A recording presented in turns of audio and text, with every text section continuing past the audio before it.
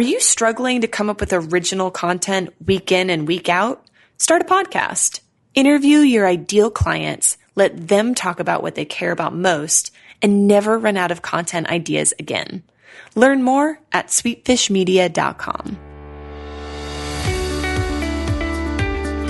You're listening to the B2B Growth Show, a podcast dedicated to helping B2B executives achieve explosive growth. Whether you're looking for techniques and strategies or tools and resources, you've come to the right place. I'm James Carberry. And I'm Jonathan Green. Let's get into the show. Welcome back to the B2B Growth Show. Today we are joined by Chris Laub, the Research Copywriter. Chris, welcome to the show. Hey, Jonathan. Thanks for having me. It's great to connect with you, and I want to real quickly say to our listeners out there, I'm constantly in awe of the power of technology and its ability to connect people around the globe. Chris, where are you interviewing from today? I am currently in Bali, Indonesia. Yeah. It's about 12 hours opposite Eastern time. Yeah.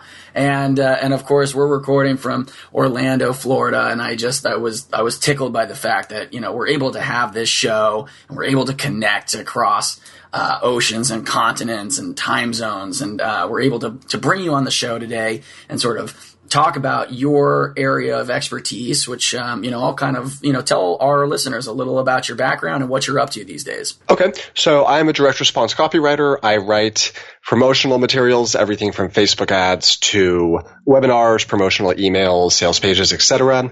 Got started around 2013, been writing for clients since 2015, worked with Shark Tank winners, Inc. 500 companies, some very well-known gurus in various industries. And these days just focused on spreading the word about how business owners of any size, and especially small business owners, can use very basic, no-cost, free market research strategies to dramatically improve the performance of their marketing. Yeah. And I say this again and again, so maybe some of our listeners will already realize this, but some of my favorite episodes are about when we can kind of leave our audience with actionable information. We can tell them, hey, here are some tips, tricks, skills, best practices that you can take from this show and use immediately. So that was one of the reasons I was so excited to get you on the show, talking about these simple ways to use market research to grow your business. So Chris, why don't you take it away? Where are we going to start today?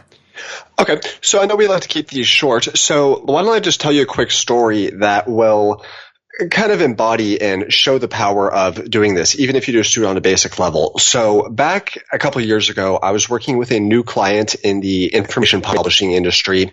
They were doing ebooks and courses, etc., about nutrition and health and weight loss.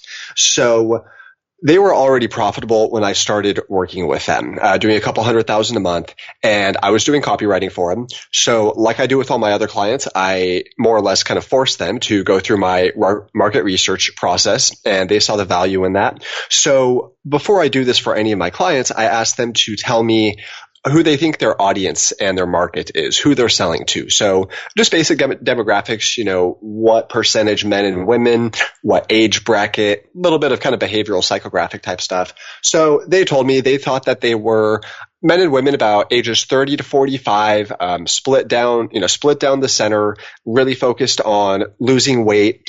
And what was funny about that was very similar to them. They were in their young 30s. They all ate very healthy. Some of them had lost, dramatic amounts of weight. Some of them were nutritionists and fitness trainers, did a lot of, weightlifting and stuff. So I ran my market research process, and when I got the results, they were just blown away by what I had found. As it turns out, their market was 89% women, so had very few men, and their heaviest buying demographic was 45 to 55, 55 to 65, and then even 65 to 75. Wow. So barely anybody under 45. That was actually aside from like 18 to 25, that was their smallest market segment. So they had been profitable in spite of themselves. They actually had no it was pretty crazy. So they actually had no idea who their audience was, but they were still profitable. So with that said, they were riding on a very thin profit margin. Their entire business was heavily dependent on media buying, direct response advertising. So if the conversion rate on their landing page fluctuated by 10%, or if the cost of their Facebook ads went up by 10%, they went from being profitable to in the negative instantly. Wow. So as you can imagine, that's a very stressful way to run a business and a very stressful situation to have to wake up to every day. So they were very nimble, very open-minded. They were very impressed by my findings with the research study. So they immediately started making changes. They updated the targeting on their Facebook ads. They had been using a lot of red and black in their branding and their color scheme.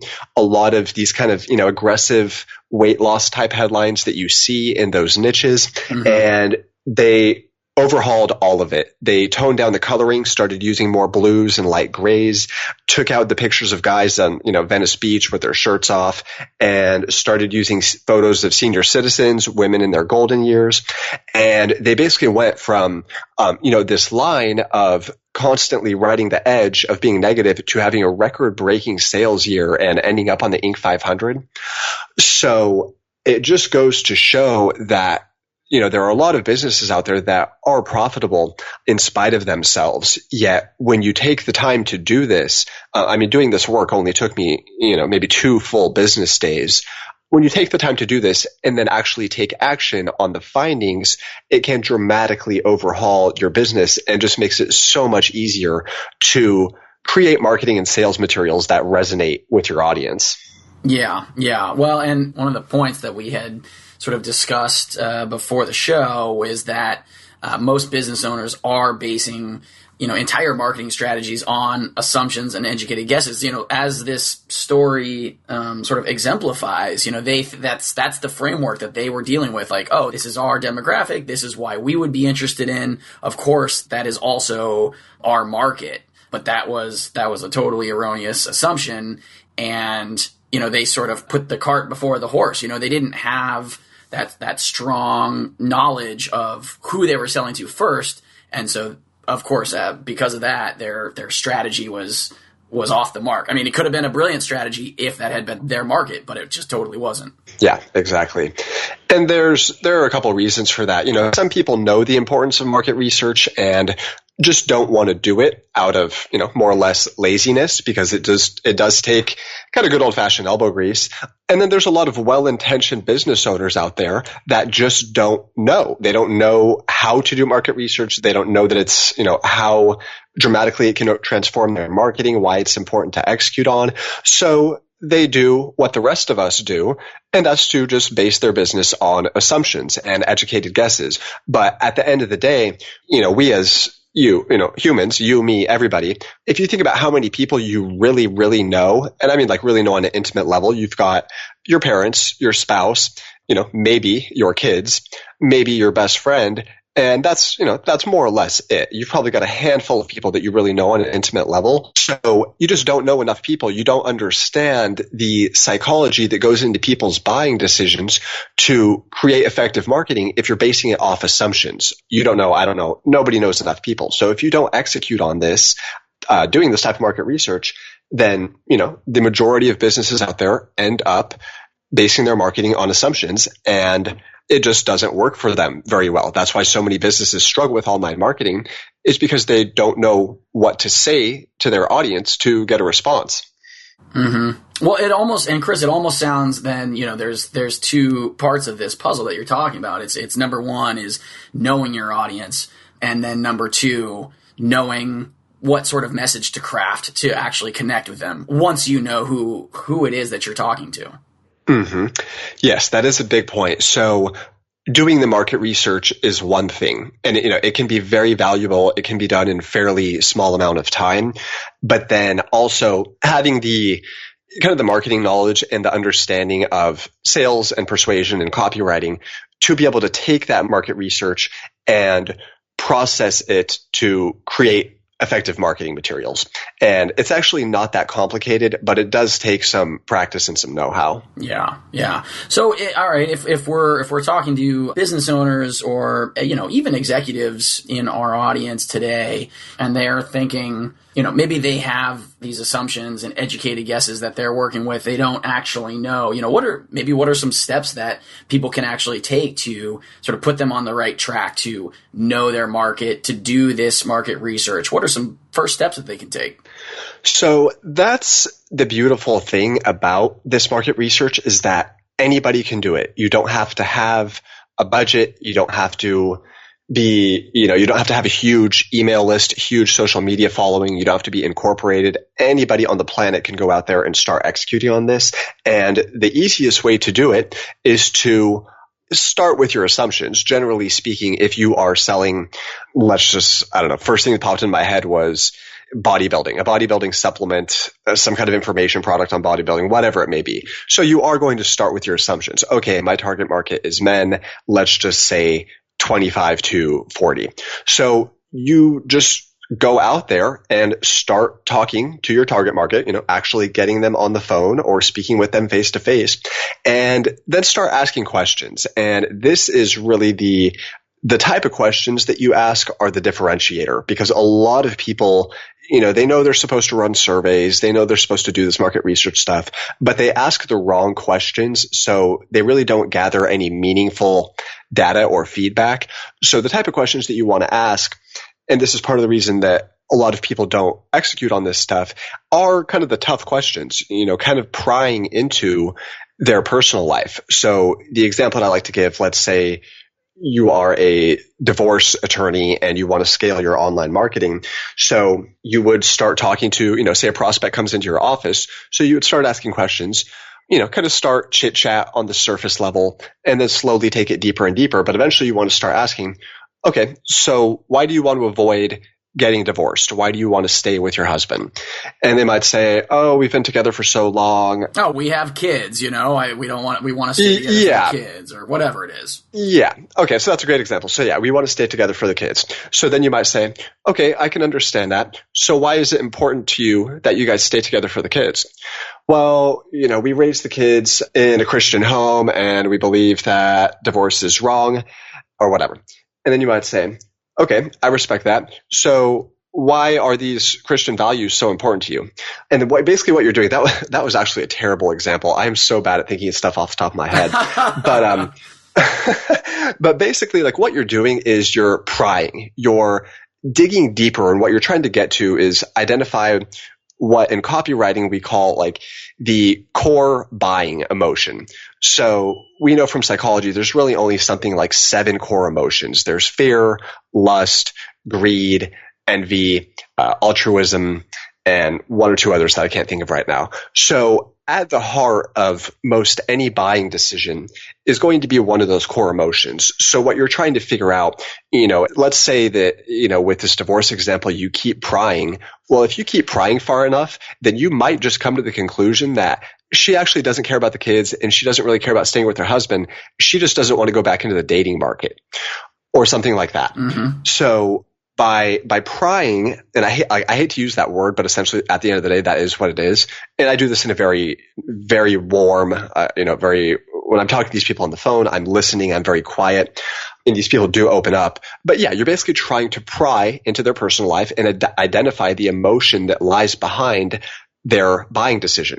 At the end of the day, once you get past all the surface level BS, why, on an emotional level, why are they motivated to buy your product or service? Because once you can tap into that and do what copywriters call enter the conversation going on in your prospect's mind, once you really get a good handle on that, then marketing becomes dead simple because you just spoon feed it right back to them and speak their language. Mm-hmm. Yeah. And I think that is a recurring theme that we've seen certainly on the show, at conferences that marketing conferences we've attended, is that find out, like you said, get through the BS, find out, what pain point are you actually trying to solve for your customer? I mean, they're not buying your service or product necessarily because they really want the metal and plastic components that make it up. No, I mean, they're not even necessarily buying the product. They're trying to buy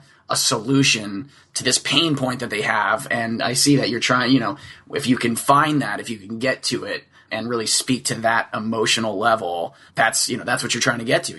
That's the solution you're trying to create. Exactly. So, these calls can take anywhere from 15 to 30 minutes, but if you hold 15 or 25 of these calls with your ideal buyers, and that's definitely where you want to focus your attention. You can hold these calls, but if the people you're speaking to, would never ever buy your product or service, then you're wasting your time. So you do want to make sure that, you're focusing your efforts on the prospects that are most likely to buy your product and service. But, if anybody who's listening goes out there and executes on 15 or 25 of these calls, you will very quickly start to identify the patterns in the data and the patterns, the tendencies, the recurring themes. That's the word I was trying to think of. If you do, 1-2 dozen of these, you'll start to identify recurring themes. And then once you get to the point where you don't feel like doing any more calls because you already know what they're going to say, that's when you're done. That's when you've hit that marketing gold and you know exactly how to communicate with your prospect or prospects, because generally speaking, you're going to find about, you do 2 dozen of these, you're going to find about 3 to 4 categories where people have different needs and different motivations. And that's a whole other conversation for segmentation, but that's kind of like the next level, is using what you learn to communicate with different prospects in different ways so that your marketing communications resonate on a deeper level. Absolutely. And Chris, you are, of course, the research copywriter. So sort of crafting those messages is right in your wheelhouse. So if any of our listeners are interested in finding out a little bit more about ways that they can use market research to grow their business, or finding out, kind of on the other end, okay, now what sort of messages are we trying to craft? What's the best way for them to go about contacting you? So right now I'm pretty full with client work. If anybody was interested in doing something in the future, they can just go to theresearchcopywriter.com. Or if they're interested in actually executing on this market research stuff, I do have A to Z phone script template that anybody can use. It basically lays out my entire process, the exact words and questions that I use on these phone calls, and has a 20-minute training video walking you through how to use that script. So that is at mastermymarket.com. Fantastic. Chris, thanks again so much for your time today on the show, and I wish you many fantastic days of surfing out there in Bali. Thank you, man. It was great speaking with you. If you're a B2B marketer, we want to feature you on sites like the Huffington Post, Social Media Examiner, and Chief Marketer. Every week, we send out a question related to B2B marketing. We use the responses to those questions to fuel the content we write for really popular websites. So head over to sweetfishmedia.com/questions and sign up today. Thank you so much for listening. Until next time.